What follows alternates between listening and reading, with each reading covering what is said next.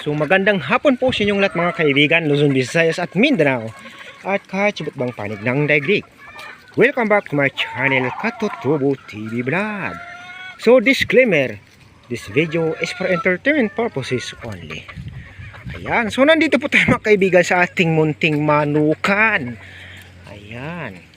So mayroon lang po akong i-share sa inyo mga kaibigan. Ito ay patungkol sa ating isang babaeng manok. I-share? Yes, of course. Meron tayong i-share mga kaibigan. O ipapakita natin. Meron naman siyang kakaibang taglay mga kaibigan. Ito ay halos magdudumulaga na mga kaibigan. So time out muna tayo. Kukunin ko lang ho siya mga kaibigan dahil siya ay nasa galaan. Nagtutuko lang naman ng saging. Ayan. Ayan. So nandito po siya sa aking kaliwang kamay mga kaibigan. Ito po yung ating babae na manok. Ito ay ang tawag sa amin mga kaibigan ay upa. Ayan. So nanunuka po ito ng saging. Kaya medyo buranguson pa ang kanyang muka. Hinilamusan ko lang ho siya ng tubig. Ito ay patungkol sa kanyang pakpak na tinataglay. So tara mga kaibigan, titingnan na natin. Huwag na tayo magtagal. Ayan po siya mga kaibigan. Kung nakita nyo. Ayan. Ayan po mga kaibigan. Ito po siya oh. Yung dalawang magkatabi. Ayan. So nakita nyo ba mga kaibigan? Ayan. Isang ano lang ho sila oh. Ayan oh. Makadikit po sila mga kaibigan. Parang isang tubuan. Yung iba niya mga ano. Yung kasamahan niyang pakpak mga kaibigan. Hindi naman po magkadikit sa normal na pakpak. Halos may distance. Except lang itong dalawang mga kaibigan na dalawang, ayan o. Halos dikit po yan mga kaibigan. Yung dalawang pakpak na yan na magkatabi. Ayan. So ayan lang po ang ating papakita sa mga kaibigan. Sa babae lang. Doon sa ating istag mga kaibigan na lalaki, mayroon din po tayo.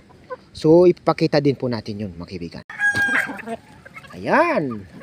Yan na po siya mga kaibigan. Ang ating hawak kanina. Ayan. So magdudumalaga na po yan mga kaibigan halos. 5 months old pa lang po yan mga kaibigan.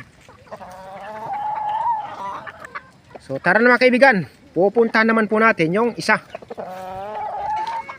Yung lalaki na istag din. So nandun po siya sa taas nakalagay. So ayan po mga kaibigan. Ito po siya. Yung ating istag or sulog naman ang tawag sa kanya mga kaibigan. Ayan. Yan naman po ang ating titingnan. So mayroon din po siya kagaya doon sa babae nating magdudumalaga. So tara na mga kaibigan. Huwag na nating patagalin. Titingnan na natin ang alin ang kanyang nakatagong lihim. Nandito na po siya sa ating mga kamay.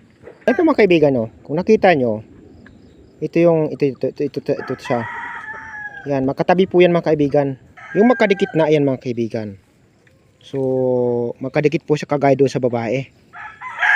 Dikit na dikit. Silang pareho yung dalawang pakpak na yan.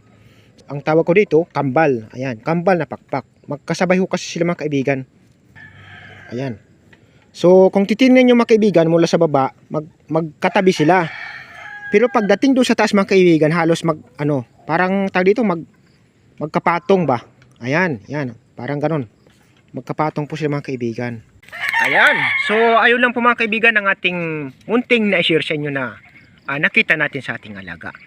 Yung magkatabing pakpak ng babae na manok natin na magdudumalaga na, itong ating stag or sulog ang tawag sa amin na mayroon ding magkatabing pakpak.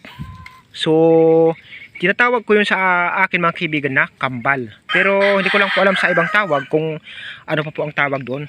Kasi magkadikit po yung pakpak. Yung tubuan nila magkadikit. Dikit po sila yung dalawa. Tapos pagdating naman pataas, magkapatong na mga kaibigan. Pag tinitingnan mo, isa lang.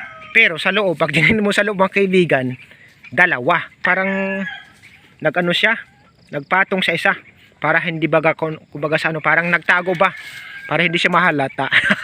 Ayan, supit malo. Grabe. So yun na po mga kaibigan ang ating munting misisir sa inyo. Maraming salamat po sa inyo lahat mga kaibigan. Kung nagustuhan po ninyo aking video, wag po ninyong kalimutang mag-like, mag-share at higit sa lahat mag-subscribe para lagi pa rin po kayong updated sa mga susunod kong video na i-upload.